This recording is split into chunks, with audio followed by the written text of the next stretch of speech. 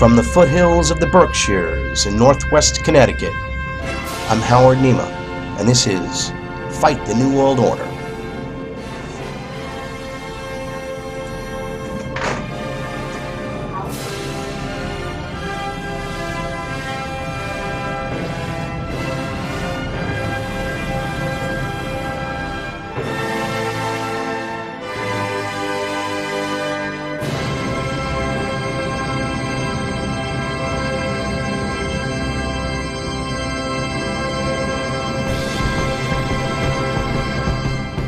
Today my first guest is David St. John, patriot, seeker of truth, my brother, and drummer of Azure's Soul. Barbara Hartwell will also be joining us today to discuss the attack that again occurred last night on our broadcast and to reveal the information that was obviously decimated by muting of conversation to make the sentences unintelligible. So first, Dave, let's talk. The subject of the show, ladies and gentlemen, was targeted individuals and the targeting of individuals. And let's start off with Dave's understanding of what's happened, or I should say, Dave's experience as to what's happened. That makes you believe you are a target, a government target, a target of the COINTELPRO goons. Goons they are. There's a law in Connecticut that I've been what I consider to be a victim of. I'm standing up and publicly fighting these laws because they're based on tyranny. What's going on here and what has been happening to me is, regardless of the history that brought me up to this point, I admittedly was pulled over by state troopers and arrested and convicted for driving under the influence. There was no accident, but it is what it is. After going through the court system, because of these charges, I was sentenced to jail time. I was given a 2-year jail sentence, which I was released after a minimum time of 120 days. Now, once I was released from jail, I was put on parole, had to do community service, which I have done and still continue to do long after my obligation, because my community service is with the American Legion, the veterans that unfortunately I've come to learn were misled back in their day of World War I, World War II, the Korean War, Vietnam War. And the current wars. And the current wars, yes, because these people are fighting for something they do not even know about. Well, you know that the United States government put out a report called the MIAC report, which stated that returning veterans are a threat, a terrorist threat to this country. Yes. So that tells you who's in charge of this country. Yes. But in getting back, I still continue to do my service the best I can for the American Legion. But I was also went through everything that the court system required me to do. I served my parole. I served my probation. I did my community service. I took alcohol education classes, and went through a period of just being unable to drive, meaning I had to bus 2 towns over to do everything I had to do. And of course, all of this was at your own expense. You had to pay for these classes. These classes were mandatory, in fact. And let's get into how this becomes tyranny, Dave. Correct. The tyranny really comes from, in order for me to drive again, become a productive citizen, I have to have an ignition interlock device installed in my car.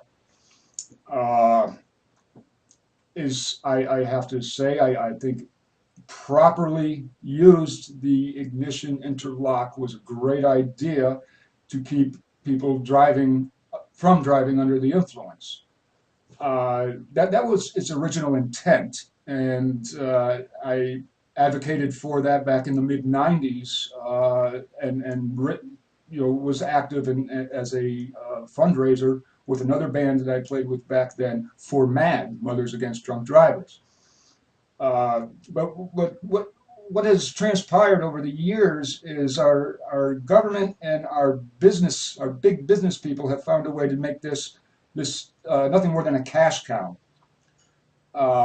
They hand out violations at will, in which you're given 72 hours to either show up at the install place that the device was installed at, have your device recalibrated at a cost of $79.73. I have receipts right here, excuse me, 76 cents. I have receipts here in front of me. If you don't do that within 72 hours, you're locked out of the use of your vehicle. The biggest offense to me, or what I take the most offense of, is my constitutional right to due process of the law. What transpires here is we have a very cheap toy type version of a breathalyzer that hands out. It's a Mickey Mouse machine that is faulty and gives false readings, and every false reading you're getting hit with these violations, and it's costing you $80. Yes. And in one day you had what, 100 violations? Well, we go to. I'm looking up the date right now. This happened on June. From a faulty device, ladies and gentlemen. June 6th, 2013. This is just one of 11 instances I had between March of 2013. Look at this. Now you can speak. And June of 2013. I'll try to get this as close to the camera as possible. But these events, this is all on the same day. In fact, everything you're seeing there, ladies and gentlemen, is from like 9 o'clock in the morning to like 9:30 in the morning. Yeah, it was approximately 40, yeah, 9:30 to 9:43. So this is 15 minutes of violations. 15 minutes of violations constantly. And each one of these constituted a violation and a charge of $80. It's outrageous. Okay. Barbara, what do you think about all of this? Well, Howard, when I first heard about this, as you know, I had never even heard of this outrage.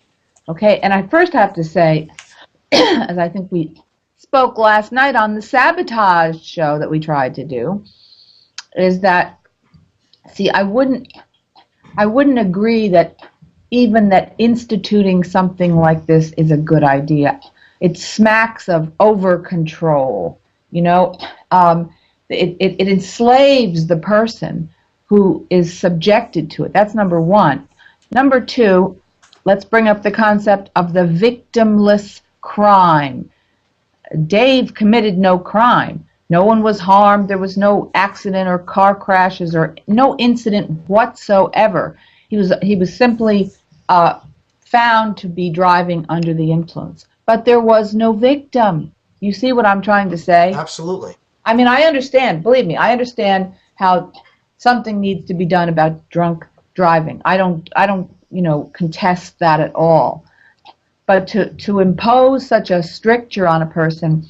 Well, it's designed to destroy your life, just like the COINTELPRO. Because the folks that get this after, and the problem is a lot of them might have drinking problems, and they really can't help it.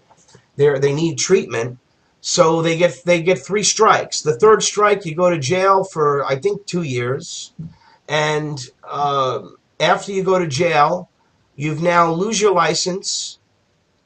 You cannot get a job because, again, you lose your job. They put you in jail. They try to make you a better member of society by taking you out of society. So you lose your job, you lose your home, because how do you pay for your dwelling if you can't make any money? And that I also point out is because of this drunk driving conviction, I am now a felon. in the That's what United I'm States saying. of America. Exactly. So he cannot possess a firearm. He cannot buy a firearm. That's He not cannot. necessarily true. Well, that is well, yes. But I'm just saying the laws have. If you're a felon, you can't have a firearm. That's crazy. It is crazy, and you can't vote. You can't vote, which is even sicker. That's Howard. You see, this is again. I'm It's hearing. all authoritarian tyranny that is right under everyone's nose, and nobody pays attention to it. Okay. Insurance companies do not want to insure through employers felons. For some reason, I have been turned down employment and was told the reason why I was not hired was because I was a felon and their insurance company would not cover me under workers' compensation in case there was an accident. Howard, Yes. there's an echo on my end, so I hesitate to speak until see if you can see All right. what's going on here. Go ahead. I hope it's not another problem. No, it's. I don't think it's a problem. I just lowered the speaker. All right, I'm hearing an echo on this end for sure, though. Okay. Oh, I All don't know. Okay. I Okay. don't hear an echo. What I was going to say is this is, you know, when we think about like the octopus, how many tentacles does the octopus have? And how many ways and means do they have to enslave us and destroy our lives? They will do everything in their power, okay, to make that happen. Now, when we consider the fact of the engineering of financial destitution, so if a person can't drive, most likely they're not going to be able to work unless they have some home office and they work out of their home. Can't drive. If you have a job that you have to get to, you can't get there. Okay? So they're shutting down all your options one by one by one. And again, going back to this over control, just to have such a mechanism in your vehicle, I can't even imagine. To me, it's an absolute outrage. Well, now the police have stops, are stopping people, and with signs that say it is a stop to take their DNA or their blood. Well, they're not going to take my DNA. But I mean, this is like, I mean, I have a picture. I have pictures of this, so as everyone can see. This is an unbelievable truth, and how anyone cannot be outraged beyond seeing what's going on around us and not realize that we are under assault by our authoritarian government and their regulations. A government that was set up to stranglehold the power of the government. To keep it at bay is now strangleholding and strangling the American people. Well, that's right, Howard. You know, Thomas Jefferson said that the government needs to be bound by the chains of the Constitution. Exactly. He also said that there's two enemies of the people, criminals and the government. That's right. Let us. In this case, they're the same.